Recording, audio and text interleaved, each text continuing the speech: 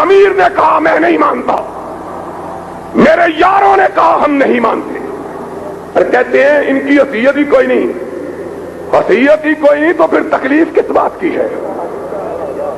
ہمارے بغیر منوا کے ذرا دکھاؤ تو صحیح، اور یہی چراغ جلیں گے تو روشنی ہوگی۔ اور ان کو چہروں کو مت دیکھو کہ شام ہی سے بجھا سا رہتا ہے، دل ہوا ہے چراغ مفلس کا۔ کوئی اہل حدیث کی نمائندگی کا دعویٰ نہیں کر سکتا چاہے کسی کے کندھے پہ سوار ہو کے آ جائے، اور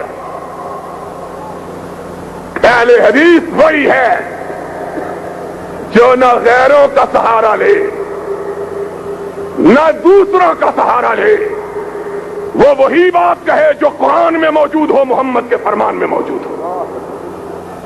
کہیں گے تمہارے مان گئے، ہم نے کہا جو مان گئے وہ جان سے گئے، اور جو مان گئے وہ جان سے پہچان سے بھی گئے۔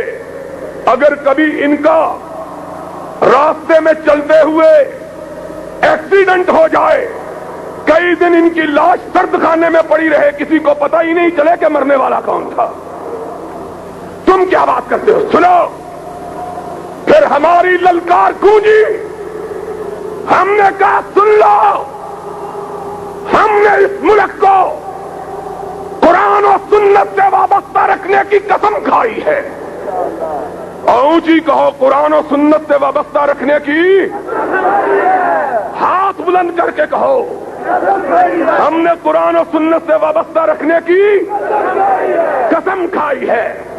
دنیا کا کوئی شخص ہم سے غیر شریعت کو شریعت منوا سکتا نہیں، انگوٹھے لگا دیے، جنگ میں مضمون چھپاؤ، لوائے وقت میں چھپا، آسان لائی زہر کی کیا حیثیت، اور جیم بھی ٹھیک دال بھی ٹھیک۔ اور ایک مولوی صاحب نے کہا انگریز کے قانون سے تو اچھا ہے، میں نے کہا نہیں، حضرت علی مرتضیٰ نے کہا تھا کلمۃ حق ارید بہا الباطل، بعض دفعہ سچی بات کہہ کے مراد جھوٹی ہوتی ہے، انگریز کے قانون سے اچھا نہیں ہے۔ مجھ سے نوائے وقت کے نامہ نگار نے پوچھا کیوں؟ جواب چھپا، میں نے کہا انگریز کے قانون کو ہم نے کفر سمجھ کے مانا تھا، محمد کی شریعت سمجھ کے نہیں مانا تھا۔ ہم کو آج غیر شریعت کو شریعت منوانا، اور پھر